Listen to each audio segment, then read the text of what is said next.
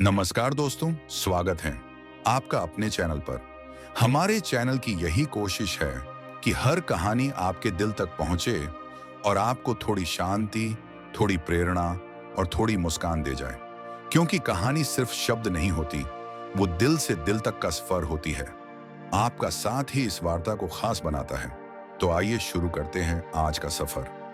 नमस्कार दोस्तों, आज की कहानी का शीर्षक है प्राचीन भारत की अनजानी आध्यात्मिक यात्राएं, lesser known spiritual journeys from ancient India. Bharat, जिसे विश्व गुरु कहा गया, केवल भौतिक विकास का नहीं बल्कि आत्मिक जागरण का देश रहा है। यहाँ की मिट्टी ने सदियों से ऐसे साधकों, ऋषियों, संतों और योगियों को जन्म दिया जिन्होंने जीवन का परम सत्य, आत्मा और ब्रह्म की एकता को खोजा। हालांकि हम अक्सर महाभारत, रामायण या गौतम बुद्ध की यात्राओं के बारे में सुनते हैं, लेकिन भारत की धरती पर ऐसी अनेक कम झात आध्यात्मिक यात्राएं भी हुई हैं जिनका उल्लेख केवल कुछ ग्रंथों, लोक कथाओं या तंत्र शास्त्रों में मिलता है। ये यात्राएं केवल धार्मिक तीर्थ नहीं बल्कि चेतना के उच्च स्तर तक पहुंचने के मार्ग हैं। इस लेख में हम कुछ ऐसी ही अनजानी किंतु अत्यंत रहस्यमयी आध्यात्मिक यात्राओं की बात करेंगे जो मनुष्य को भीतर की ओर यात्रा करने की प्रेरणा देती है। ऋषि अगस्त्य वेदों में वर्णित महानतम सिद्धों में से एक थे। कहा जाता है कि जब उत्तर भारत की सभ्यता गंगा यमुना के तटों तक सीमित थी, तब अगस्त्य ऋषि ने दक्षिण की ओर यात्रा की, जिससे वैदिक ज्ञान दक्षिण भारत तक पहुंचा। उनकी यह यात्रा केवल भौगोलिक नहीं बल्कि ऊर्जा संतुलन की यात्रा थी। भारतीय परंपरा के अनुसार जब हिमालय क्षेत्र में ऊर्जा, शिव तत्व का अत्यधिक संचार हुआ, तब अगस्त्य को आदेश मिला कि वे दक्षिण में जाकर शक्ति तत्व को जागृत करें ताकि संपूर्ण भारत का आध्यात्मिक संतुलन बना रहे। अगस्त्य मुनि ने नर्मदा तट पर तप किया। वे आगे बढ़कर पंचगंगा, गोदावरी और कावेरी के तटों पर गए।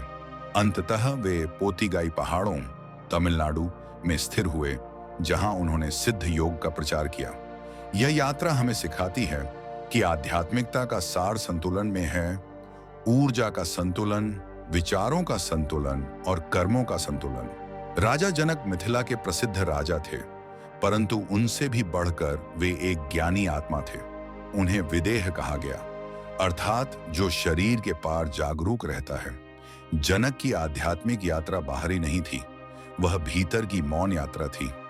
उन्होंने दरबार में रहते हुए भी वैराग्य और ज्ञान का ऐसा संगम किया जो दुर्लभ है। एक कथा के अनुसार एक दिन दरबार में आग लग गई। सब लोग भागने लगे, पर जनक शांत बैठे रहे। जब किसी ने पूछा, महाराज आग लग गई है, तो उन्होंने कहा, जो जल रहा है वह मेरा नहीं।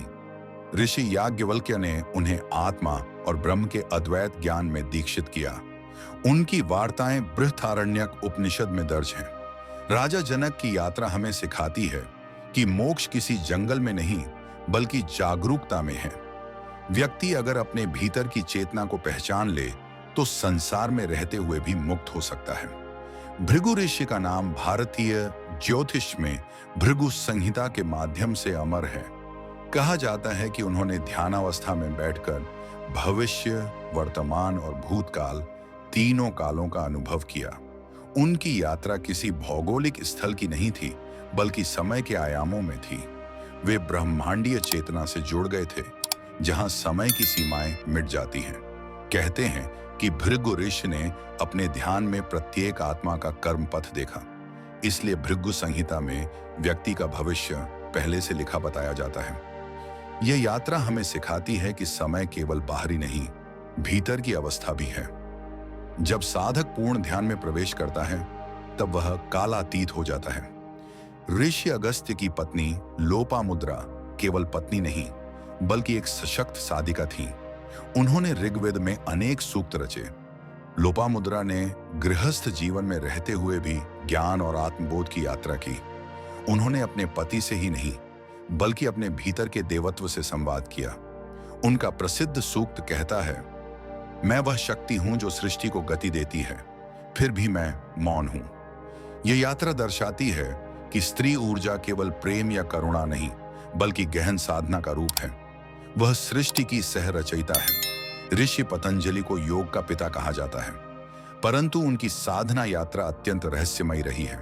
कहते हैं कि पतंजलि एक नाग रूपी ऊर्जा कुंडलिनी का प्रतीक है, जो ध्यान और श्वास के माध्यम से मानव शरीर में स्थित शक्ति को जागृत करती है। पतंजलि ने चिदंबरम, तमिलनाडु में ध्यान किया और वहां योग सूत्र की रचना की। यह ग्रंथ केवल शारीरिक आसनों का नहीं, बल्कि मन की गहराई तक जाने का मार्गदर्शन देता है। उनकी यात्रा हमें बताती है कि योग का लक्ष्य शरीर को मोड़ना नहीं, बल्कि चेतना को सीधा करना है। शबरी एक भील कन्या, जिन्हें मां तंग राशि ने अपने आश्रम में शरण दी, उन्होंने उन्हें सिखाया कि भक्ति केवल कर्म नहीं, भावना है। शबरी की यात्रा साधारण लगती है, रोज पुष्प फल इकट्ठा करना, पर वास्तव में वह पूर्ण समर्पण की साधना थी। जब श्री राम उनके आश्रम पहुंचे, तब उनका जीवन पूर्ण हुआ। यह कथा हमें बताती है कि ईश्वर तक पहुंचने के लिए कुल, जाति या योग्यता नहीं, बल्कि निष्काम प्रेम ही पर्याप्त है। परशुराम विष्णु के छठे अवतार, जिन्हें उनके युद्ध और क्रोध के लिए जाना जाता है, अंततः हिमालय और महासागर के तटों पर गहन तपस्या में लीन हुए। उनकी यात्रा का लक्ष्य था अपने भीतर के क्रोध को तप के माध्यम से शांति में रूपांतरित करना। कहते हैं उन्होंने वर्षों तक ध्यान किया और अंततः क्षमा और करुणा के मार्ग को अपनाया। यह यात्रा दर्शाती है कि हर आत्मा में परिवर्तन की संभावना है। जो योद्धा है वह भी साधक बन सकता है। कण्व ऋषि शकुंतला के पालनकर्ता के रूप में प्रसिद्ध हैं, परंतु उनका जीवन एक प्रकृति आधारित साधना पथ था। उन्होंने मालिनी नदी के तट पर आश्रम स्थापित किया। वहां उन्होंने ध्यान और संगीत के माध्यम से प्रकृति के साथ एकाकार होने की साधना की। उनका मानना था, प्रकृति ब्रह्म की जीवित अभिव्यक्ति है। कण्व की यात्रा हमें यह सिखाती है कि प्रकृति में ध्यान करना ही सबसे सरल ध्यान है। जब हम पेड़ों, नदियों, पक्षियों को प्रेम से देखते हैं, तब हम ब्रह्म को देख रहे होते हैं। मार्कंडेय एक बाल ऋषि थे, जिन्हें कम आयु का वरदान मिला था। उन्होंने मृत्यु से भयभीत होकर शिव की उपासना की। जब यमराज उन्हें लेने आए, तो बालक शिवलिंग से लिपट गया और प्राण त्यागने से इनकार कर दिया। शिव स्वयं प्रकट हुए और उन्हें अमृतत्व का वरदान दिया। यह केवल कथा नहीं, बल्कि आत्मा की मृत्यु पर विजय की प्रतीक यात्रा है। जब साधक शिव चेतना से एकाकार हो जाता है, तब मृत्यु का भय समाप्त हो जाता है।